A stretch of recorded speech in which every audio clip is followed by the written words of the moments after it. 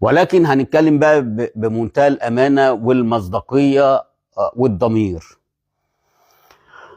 3 اجوان اللي هم الشوط الاولاني اجوان ما بنشوفهاش الا في الملاعب الاوروبيه بجد. يعني ضربه جزاء وسام ابو علي بيحط بطن رجله بقوه في المقص.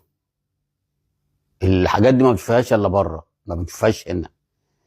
اللي بنشوفه كرة كهرباء اللي هي ضربة الجزاء التانية بنشوفه هنا في الملاعب دي زي كده، وقوية وسريعة وكل حاجة، بس كده في المستوى ده. انما في سقف الشبكة في المقص دي بنشوفها في الدوريات الأوروبية أو الكرة العالمية تحديدا. يعني الجون التاني استلام من وسام أبو علي بتغيير اتجاه برؤية ب... بباصة في أسرع، يعني هو لف وبص